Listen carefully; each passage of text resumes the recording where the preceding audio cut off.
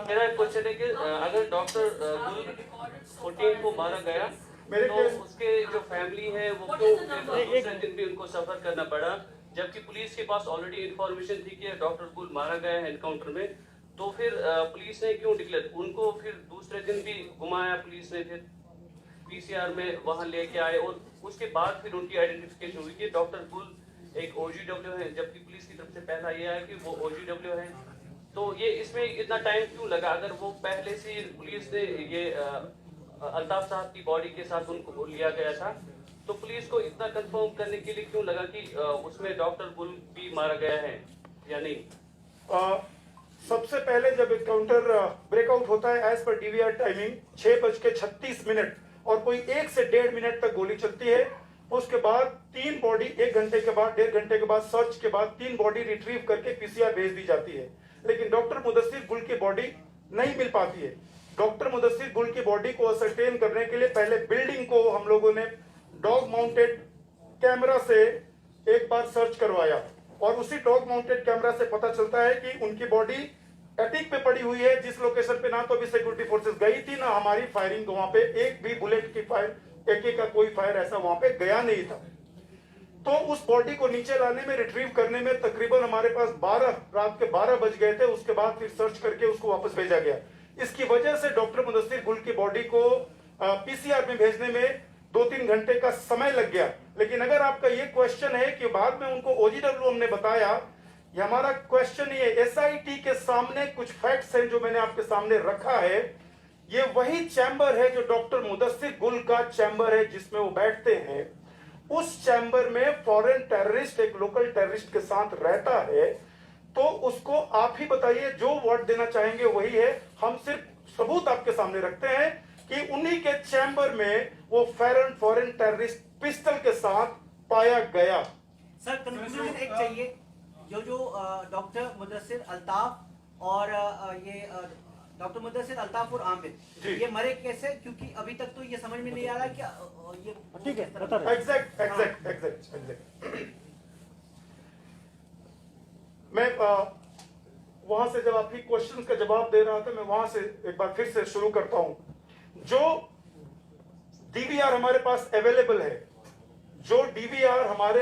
Available है, CCTV footage, उस footage और मौके पे जो चश्मदीद और सिक्योरिटी फोर्सेस के जो बयान है, उसके बेस पे सबसे पहले 6 बजे के आसपास आमिर को भेजा गया कि भाई अपने रूम से अपना फोन लेकर वापस आ जाओ।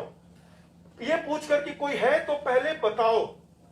उसने बिल्कुल ही प्लीडेड इनोसेंस, कोई नहीं है, अगर है भी तो मुझे पता नहीं है, और सर इस बिल्डिंग में मैंने तो अभी तक मैं रहता हूं, मैंने किसी को देखा नहीं।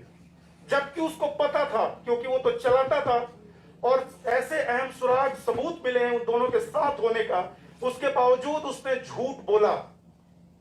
और वो दिखाने के लिए कि अंदर कोई नहीं है, वो जाता है और थोड़ा सा सर्च करने का एक ड्रामा ही कहेंगे या फिर सर्च करता है और वापस आता है कि मेरा फोन नहीं मिला। फर्स्ट फ्लोर से वापस आता है, कोई 2 से 3 मिनट का 2 मिनट के अंदर सर्च करता है, चूंकि सीढ़ी है, गया सर्च किया, वापस आ गया। 2 रूम पे बात आ गई कि 2 रूम बंद है। आईटी सॉल्यूशन वाले ने अपना रूम खोल दिया। अल्ताफ भट्ट साहब के रूम का चाबी अल्ताफ भट्ट साहब के थी। ही वॉलंटियर्ड। हमने उनको बोला कि क्या आपको भी कोई शक है? इन्हें भी बोला कि नहीं सर, इस बिल्डिंग में कोई ऐसा है ही नहीं, मैं चल के दिखाता हूं। उसने डॉक्टर गुल को बोला चलो यार। इन्होंने किसी तरह का कोई शक जाहिर नहीं किया कि बिल्डिंग में कोई हो भी सकता है। न इन्होंने सिक्योरिटी फोर्सेस से किसी तरह की मदद मांगी कि आप मुझे, हो सकता है कि सर इसमें हो, मुझे बीपी वगैरह पहना दीजिए, मुझे कुछ ये कर लीजिए, मुझे डर है कि हो सकता है कोई हो। इवन सिक्योरिटी फोर्सेस वहां कॉर्डन में बैठी हुई है, तब भी दे वर सो श्योर कि बिल्डिंग में कुछ नहीं है। दे वॉलंटियर्ड, अंदर की तरफ जाते हैं। आपने वो फुटेज देखा। 6:26 तक, यानी 6:25 पे कॉल सेंटर का गेट बंद हो जाता है। और वो हमारा लास्ट फुटेज है जिसमें डॉक्टर मुदस्सिर गुल और अल्ताफ भट्ट साहब साथ में दिखे।